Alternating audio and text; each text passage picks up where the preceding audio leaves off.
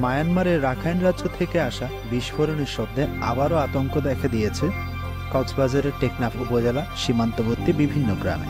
স্থানীয় বাসিন্দারা জানান, মিয়ানমারের রাখাইন রাজ্যের মংডো টাউনশিপের কাদেরবিল, মংনিপাড়া ও সুধাপাড়া গ্রামে মুহুর্মুহু মোটার শেল বিস্ফোরণের ঘটনা ঘটছে। এতে বিকট শব্দ তৈরি হচ্ছে।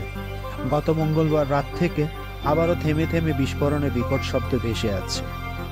আজ বৃহস্পতিবার বিকেল 5:30 পর্যন্ত বিস্ফোরণ থামেনি। স্থানীয় জনপ্রতিনিধিরা জানান, মায়ানমারের মংডো টাউনশিপ এলাকার 5 লাখ রোহিঙ্গার বসবাস। বর্তমানে যেখানে হামলা হচ্ছে সেখানে অধিকাংশ রোহিঙ্গা নাগরিকের বসবাস। তাদের উল্লেখযোগ্য একটি অংশ নাফ নদী অতিক্রম করে বাংলাদেশের টেকনাফে পালিয়ে আসার চেষ্টাও চালাচ্ছে। তবে নতুন করে আর কোনো রোহিঙ্গাকে ঠাঁই দেবে না বলে দিয়েছে বাংলাদেশ। সীমান্তের একাধিক সূত্র জানান, তারা 3.5 মাস ধরে মায়ানমারের সরকারি বাহিনীর সঙ্গে দেশটির স্বাধীনতাকামী সশস্ত্র গোষ্ঠী আরাকান আর্মির লড়াই চলছে।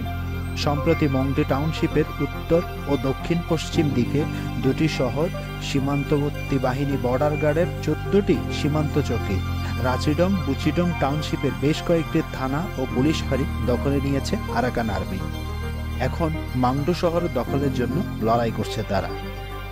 সাবরাং ইউনিয়ন পরিষদের চেয়ারম্যান নূর হোসেন বলেন, মায়ানমারের রাখাইন রাজ্যের মংডো টাউনশিপের বিপরীতে টেকনাফের সাবরাং এলাকা। ওপার থেকে আসা বিস্ফোরণের শব্দে এলাকাবাসী লোকজন শান্তিতে ঘুমাতে পারছে না। এলাকার ঘরবাড়ি কিছুক্ষণ পরপর বিস্ফোরণের শব্দে কেঁপে উঠছে। বিকট শব্দের কারণে শিশু ও বয়স্ক মানুষেরা খুব বিপাকে রয়েছে।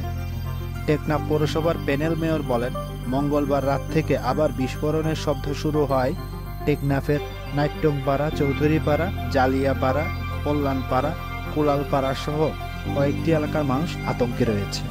মুহুর্মুহু বিস্ফোরণে এইসব এলাকার ঘরবাড়ি কেঁপে উঠেছে। সেন্ট মার্টিনের ইউপি চেয়ারম্যান মুজিবুর রহমান বলেন, 5 জুন থেকে টেকনাফ সেন্ট মার্টিন নৌপথে ট্রলার, স্পিডবোট চলাচল বন্ধ রয়েছে। এতে দ্বীপের 10,000 মানুষ বিপাকে রয়েছে। উত্তাল সাগরের ঢেউ পাড়ে দিয়ে বিকল্প পথে নৌযান চলাচল সম্ভব হচ্ছে না।